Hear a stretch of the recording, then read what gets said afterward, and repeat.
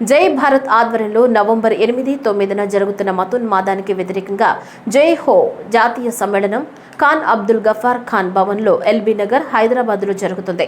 దేశంలో ఈ రోజు మతాల మధ్య కొంతమంది మతోన్మాదులు చిచ్చు పెడుతున్నారు. సాధారణ ప్రజలు ఈ ఉచ్చులో చిక్కుకుని ఒకరిని ఒకరు ద్వేషించుకుంటున్నారు.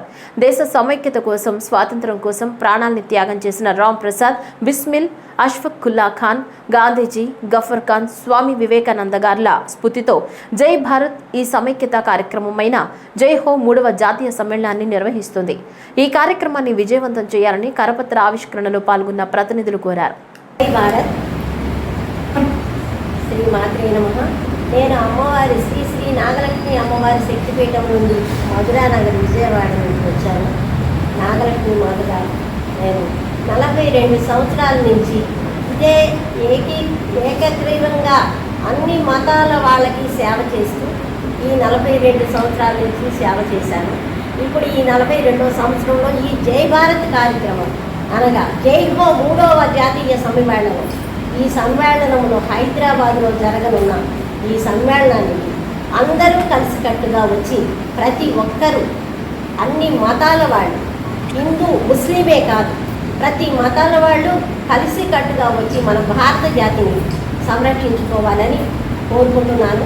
మతోన్మాదాన్ని తగ్గించుకుంటూ అందరూ సోదరభావంతో జీవించాలని మన నవంబర్ 8, 9 తారీఖులు ఎల్బీ నగర్ దగ్గర మన ఖాన్ అబ్దుల్ గఫార్ ఖాన్ భవన్లో ఈ కార్యక్రమం ఏర్పాటు చేయడం జరిగింది. కాబట్టి 16 రాష్ట్రాల నుంచి సభ్యులు అక్కడికి వస్తున్నారు.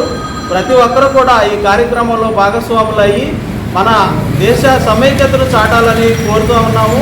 ఈ కార్యక్రమంలో జననాట్య మండలి పిచ్చయ్య గారు ఉన్నారు, ప్రజానాట్య మండలి పిచ్చయ్య గారు ఉన్నారు, ఆయన ఆంధ్రప్రదేశ్ రాష్ట్ర కోశాధికారి. అలాగే కాపవరపు ధర్మరాజు గారు ఉన్నారు, ఆయన ప్రజాస్వామ్య ఐక్యవేదిక ప్రజాస్వామ్య పరిరక్షణ ఐక్యవేదిక ఎన్టీఆర్ జిల్లా అధ్యక్షులు.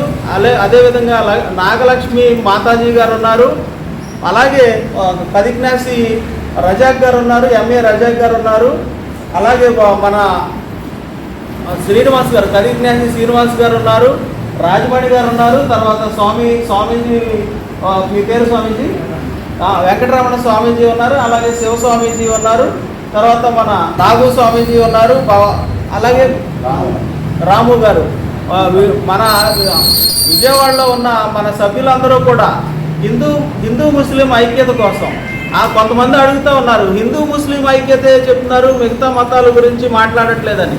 మన చరిత్రలో చూసుకున్నట్లయితే భారతదేశంలో హిందూ ముస్లింల మధ్య ఈ ఐక్యత లోపించినప్పుడు ఘర్షణలు జరిగినాయి. అది చాలా భయంకరమైన ఉన్మాదంలో జరిగినవి. కాబట్టే మనం ముఖ్యంగా హిందూ ముస్లిం ఐక్యతను చాటుతున్నాము. ఈ జై హో కార్యక్రమాన్ని ఇప్పుడు ప్రస్తుతం 3వ జాతీయ కార్యక్రమాన్ని 8, 9వ తారీఖున చేస్తున్నారంటే మేమందరం కలిసి చేస్తున్నాం. దీంట్లో ముస్లిమ్స్, హిందూస్ ఐక్యత ముఖ్యంగా, అంటే మిగతా క్యాస్ట్లు కూడా ఉన్నాయి, ఇబ్బందులు ఉన్నాయి. కాకపోతే ఏంటంటే ముస్లిమ్స్, హిందూస్ గురించి జై హో అనే కార్యక్రమాన్ని ఈ నెల 8, 9వ తారీఖున చేస్తున్నాం. కాబట్టి దీంట్లో ముస్లిమ్స్, హిందూస్, మానవత్వం ఉన్న ప్రతి మనిషి దీంట్లో పాల్గొనాలని నేను అందరికీ రిక్వెస్ట్ చేస్తున్నాను. అందరికీ రిక్వెస్ట్ చేస్తూ నమస్కారాలు పెడుతూ రిక్వెస్ట్ చేస్తున్నాను. ఎందుకంటే ఇప్పుడు ఇది ఇట్లా గనక ముస్లిమ్స్, హిందూస్ ఎవరికి వాడు సపరేట్ అయితే హిందూ దేశానికి కూడా ఇది పెద్ద ఇబ్బందికరమైన విషయం. కాబట్టి